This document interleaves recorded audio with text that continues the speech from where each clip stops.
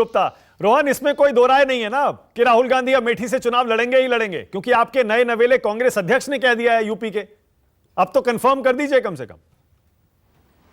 बिल्कुल, हमारे अध्यक्ष ने प्रस्तावित किया है, बिल्कुल उसके ऊपर विचार होगा और निर्णय होगा।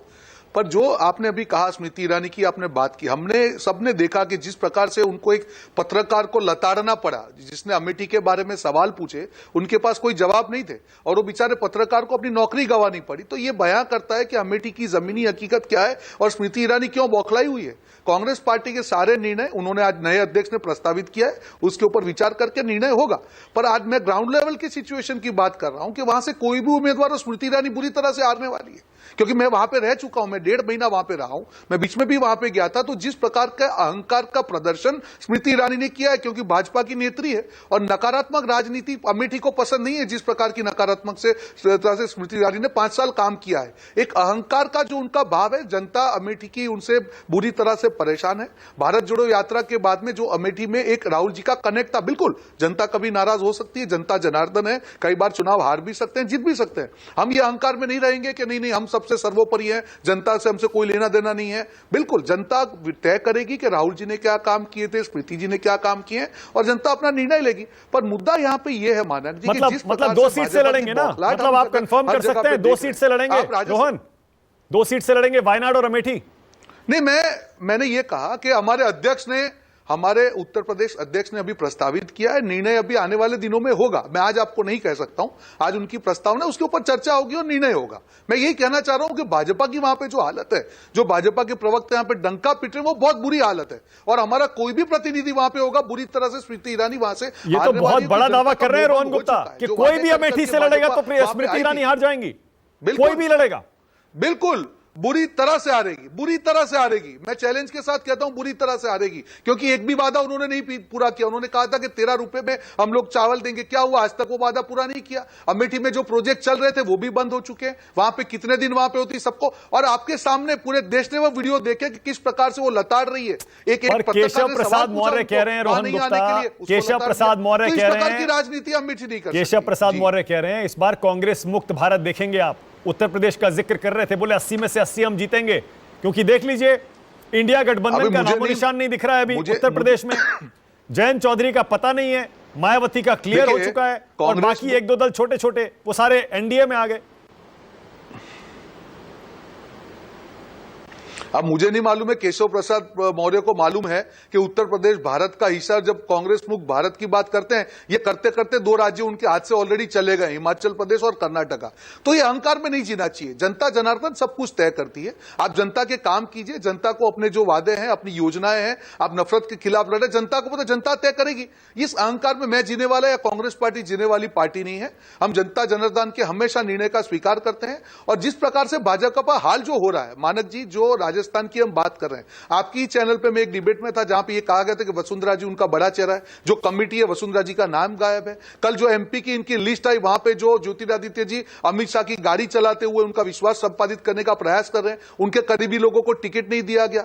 महाराष्ट्र में ये कहा जाता है जो शिंदे जी है उनकी नींद हराम है, और अजित पवार जी कहते हैं कि हम तो बीजेपी से ज्यादा सीट टिकट पे चुनाव लड़ेंगे। आज यूपी में आप प्रेम शुक्ला जी कह रहे थे कि मैं यूपी से हूं, तो राजभर जी ने क्या कहा था योगी जी के बारे में। अब उनको जो वापस उनको लेके अपनी खिलाफ जो बयान देने वालों को टिकट देनी पड़ी, ये मजबूरी नहीं है तो क्या है भाजपा की? अगर उनको इतना ही कॉन्फिडेंस में उत्तर प्रदेश में होता, तो जो राजभर जी ने इतनी बड़ी गालियां योगी को दी है कि उनको वापस लेना पड़ा। अच्छा, एक सेकंड, अभी जवाब ले रहा हूं प्रेम शुक्ला से। एक सेकंड, मैं चाह रहा हूं मध्य प्रदेश और गुजरात पर भी थोड़ा सा रोशनी डालिए। आपने भेज तो दिया है, गुजरात आपने मुकुल वासनिक को भेजा है, रणदीप सुरजेवाला को मध्य प्रदेश भेजा है, लेकिन वहां तो बहुत ज्यादा लोकसभा चुनाव में, गुजरात तो आपको पता ही है, सारे सर्वे कह रहे हैं कि वहां तो खाता भी नहीं खुलेगा इस बार किसी पार्टी का, बीजेपी के अलावा, 26 में से 26। और मध्य प्रदेश हो सकता है, देखिए वहां असेंबली इलेक्शन है, इसीलिए आपने वहां दाव खेला हो। मध्य प्रदेश में माना जा रहा है वहां मुकाबला करीबी है। मैं आपको मानक जी गुजरात की एक आंकड़ों की हकीकत, आपने अच्छा सवाल पूछा और मैं गुजरात से ही आता हूं। ये जो चुनाव हुए उसमें भाजपा ने 156 सीट तो जीती, पर उसके सामने अगर आप देखेंगे 51% वोट भाजपा को मिले हैं, जो लास्ट टाइम से 1.5% ज्यादा है, और 49% वोट भाजपा के खिलाफ गुजरात में हमेशा पड़े हैं।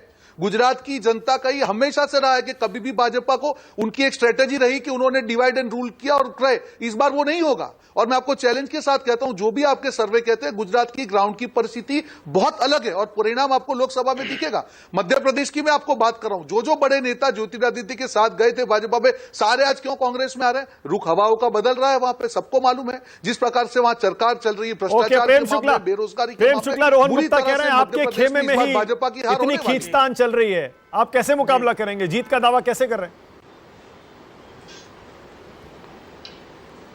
देखिए, जिनके पास जो है, अभी तो रोहन गुप्ता जब हम लोग गुजरात गए थे तो वहां गुजरात की सरकार बना रहे थे। इतना दारुण पराभव हुआ कि गुजरात का 1960 के बाद के इतिहास में सबसे बड़ी पार्टी के रूप में भारतीय जनता पार्टी बनी और सबसे छोटी पार्टी। मतलब इतना दारुण पराभव हुआ। और ये रोज चैलेंज करते हैं लोग, पता नहीं कहां से चैलेंज शब्द लेकर आए हैं। उत्तर प्रदेश में ये 2022 में चैलेंज कर रहे थे कि प्रियंका वाड्रा आई है, नई क्रांति ला देंगी हो, और 2 सीट पे आ गए साहब। 2 सीट सिर्फ जीते हैं। अमेठी में 1 विधानसभा सीट नहीं जीत पाए। रायबरेली में जहां से श्रीमती सोनिया गांधी आज भी सांसद हैं, 1 विधानसभा सीट नहीं जीत पाए। चैलेंज किए पड़े हैं। अब मुंह से बोलना ही है तो भाई साहब कुछ भी कह दीजिए। अब मुंह के आगे तो कोई आपका जबान और तो नहीं रोक गुजरात लेगा में ना आम आदमी कि आप पार्टी क्यों और बोल रहे कांग्रेस हैं। एक हो गए तो जुबान से अगर मिलकर लड़े तो ये प्रेम जीत शुक्ला जाते हैं। नहीं, अरे आप तो उत्तर प्रदेश में सपा बसपा ऑलरेडी एक हो गई थी, कांग्रेस भी इनके साथ स्ट्रेटेजिकली एक थी। क्या हुआ? दोनों को मिला के उत्तर प्रदेश का पिछली बार का आप चुनाव का परिणाम देखिए, 49.6% वोट अकेले भारतीय जनता पार्टी को मिली। कांग्रेस सपा बसपा तीनों को मिला के 42% था। तो आप तो इनको तीनों को मिला दिए तब भी नहीं हो पाए। अब वहां आम आदमी पार्टी गुजरात में मिल जाएगी तो क्या हो जाएगा? और मध्य प्रदेश में क्या होगा? प्रेम शुक्ला रणदीप सुरजेवाला को भेजा है, तो दिल्ली रणदीप सुरजेवाला को भेजा है। और वहां जैसे अभी रोहन गुप्ता बता रहे थे, ज्योतिरादित्य सिंधिया और शिवराज के गुट में बन नहीं रही है। रणदीप सुरजेवाला सारे मतदाताओं को राक्षस कहेंगे और क्या करेंगे? इतना अभद्र, इतना बदतमीज आदमी भेजा है, उसको मध्य प्रदेश अपने आप रिजल्ट देके भेज देगा। जो मतदाताओं को राक्षस कहे, मतलब जिसका इतना घमंड हो, ऐसे घमंडी आदमी को भेजकर वो घमंड चकनाचूर करके मध्य प्रदेश की जनता भेज देगी, चिंता ना करें। Okay Rohan Gupta, quickly respond करिए, उसके बाद आगे स्टूडियो में आ रहा हूं। रोहन गुप्ता बोलिए। देखिए, इनकी याददाश्त कितनी कमजोर हो जाती है और भाजपा के प्रवक्ता को मैं समझ सकता हूं, बुरा हाल है। कर्नाटक भूल गए, हिमाचल भूल गए, सब कुछ गिना दिया प्रेम शुक्ला ने। बेचारे करे तो करे क्या, बोले तो बोले क्या। बड़ी मैं भी काफी उनके साथ डिबेट की है, हर डिबेट में बोलते थे जीतेंगे तो क्या हुआ।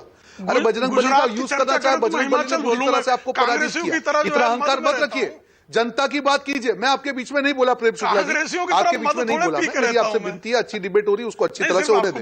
मैं आपके बीच में नहीं बोला, मैं आपके बीच में नहीं बोला। प्लीज, कर्नाटक का मैं आपको कर्नाटक याद दिला रहा हूं, बीच में मत बोलिए प्रेम शुक्ला जी। मैं भी बोल सकता हूं, अच्छी तरह से डिबेट हो रही है।